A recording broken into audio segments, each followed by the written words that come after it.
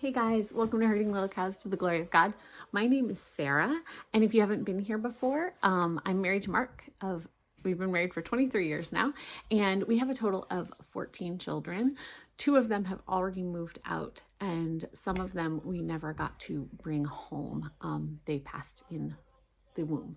But we have 8 still living here at home, and I was talking to Mark the other night about we've been discussing church recently, and not our church in particular, the church in general, and how we can more easily bear the burdens of others, how we can be praying for each other, just a lot of that type of thing. And so today's video, I'm going to talk about what Mark said I should call Titus 2 nursery, which is something I've been thinking about for years because I have little ones. My youngest is 1, and we are at that training stage where sometimes we can't sit through an entire service because he's restless.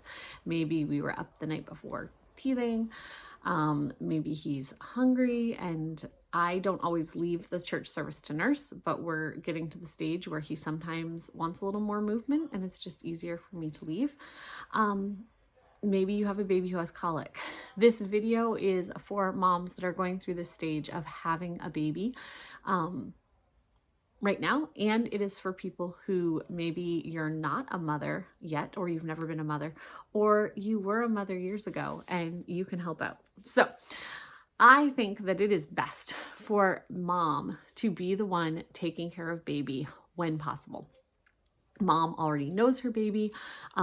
Being close to your baby helps with breastfeeding, helps with bonding, helps with all of those different things.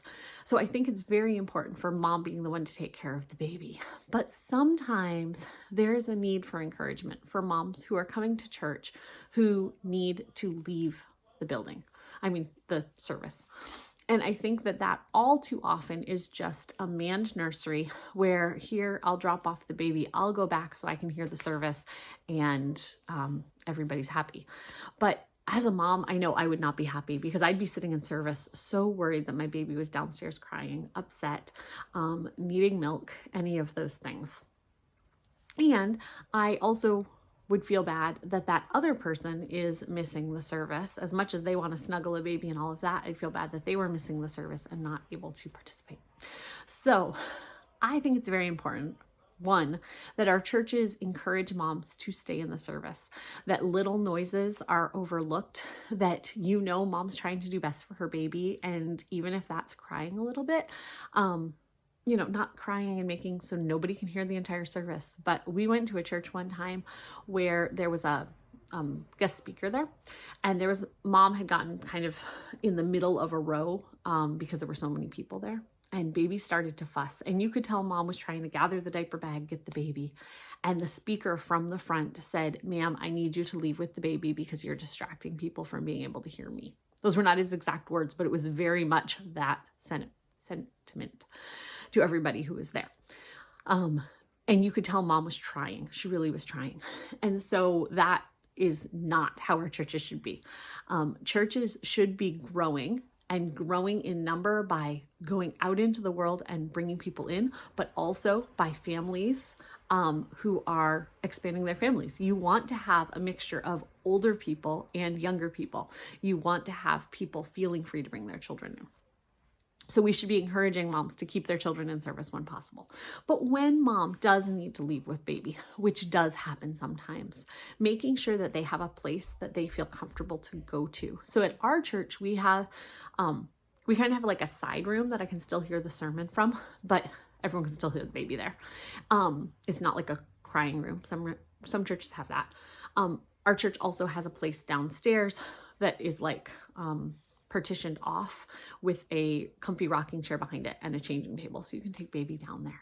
But all too often when a mom leaves, she is headed downstairs to silence, to just being with her own thoughts, with being with just the baby who's crying. And mom has come to get encouragement. Mom has come to hear God's word and to gain wisdom from other people. And she's now secluded to a back corner. So I'm very thankful for my church having this thing. But in this idea of Titus 2 nursery, what if when you saw this mom struggling to take her baby out, what if as an older woman or a woman in general, were to walk downstairs with that mom and say, hey, do you need someone to hold the baby so you can use the restroom real quick before you sit down to nurse or whatever? Do you need someone to just sit and chat? If you're an older woman who's gone through this before, encouraging her by saying, I know what it's like to be out with the little one who doesn't want to settle or missing the service, and you're doing the right thing by being here. Even on those hard days, being here and showing people that you show up with the baby is very important for the whole congregation to remember this family, to pray for and everything. But it's also really good to show your children your priorities, even when it's hard. So encouraging the mom in that.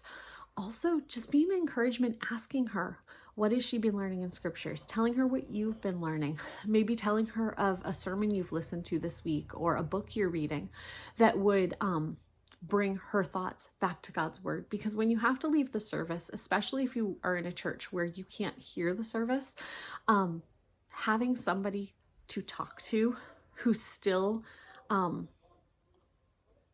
sharing God's word with you, still pulling you to the scriptures is really important. And also maybe praying for that mom right there out loud, praying that she'd be able to settle her baby, praying that she would still feel fed at church today, even though she had to leave. Just praying for her week, that she'd be able to show gentleness and kindness and patience and all those fruits of the Spirit while she's walking through the season with babies and toddlers. It's hard. It's not bad. It's not bad at all. And it brings us closer to Christ, but it is hard. So being that mom or other woman who can come down and just be a listening ear for that mom, not to complain. I'm not saying you should sit down there and complain, but be someone to be bringing her to the gospel too, even when she can't be up there in service. Also maybe offering to go get her a glass of water, or like I said, holding the baby so she can go to the bathroom. Maybe if it's a baby who's very colicky or that type of thing, just wants to be held and bounced, maybe standing there and bouncing the baby for her so mom can just let her arms rest for a little bit. I am not saying go down, take the baby and send mom back away, because that's not what's needed. Mom needs to be there for her baby, but just be a support person for her. And if you're a mom who does need to leave the service for whatever, and you don't have one of these women who can help you to do this, what are ways that you can continue to be fed by God's word, even if you're not in the service at that moment? So when you are able to get back to service, after service, talking to people about what was said, or asking them their prayer requests for the week, telling them how they can pray for you. Those are all great things. But when you are out with your baby, what are some things you could do? Maybe you could have a playlist of songs from YouTube or whatever music app you use that are scriptures songs, or really good hymns that you can listen to while you're nursing or bouncing your baby, whatever you're doing.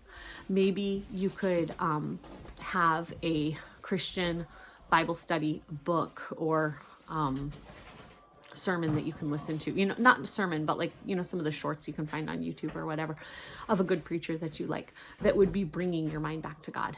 Maybe using that time to pray. I know sometimes it can be hard to find times to pray in the midst of, the busyness of life. So just using that time when you do have to step away from the baby to draw your mind back to Christ. I pray that you would have an older woman who would come alongside and help you. But if you don't, what are ways that you yourself can fill that spiritual need while you're out with baby? Because I know how it can be so discouraging to walk out with baby and be like, why did I even come today? I knew I wasn't going to be able to sit through the service. But you being there is important for everybody else in the church. We're supposed to go to church because there's lots of reasons to go to church, but one of the things is we are supposed to be bringing our spiritual gifts and that idea of one anothering. And you can do that outside of the service if you're not able to sit through the service, but also showing your kids how important church is. And we don't do this just on a Sunday morning when we wake up and everything's great and we go. It's also going when it's hard and it took us time to find the toddler shoe and, oh no, I forgot the diaper bag and all of those things. Showing them that it's still important to be there just makes that important. It makes it a time of the week where you guys are set in the things of God. And so I know that there are seasons where, not seasons, there might be weeks where you can't go, when a baby's first born, or if you have sick children at home. I'm not talking about those weeks. I'm saying on a regular basis, waking up and knowing Sunday morning, I get to go to church. I get to take my family to church. And how can I build other people up? So I hope this video is an encouragement. If you are a young mom, some ways that you can use that time that you might be out of service to draw your mind to God. And if you're someone who you're not in that season of life right now, and you have the opportunity to miss a service once in a while, to go encourage a mom who is out of the service and to help draw her heart to Christ. So thanks for joining me on Hurting Little Cows to the Glory of God. We'll see you next time.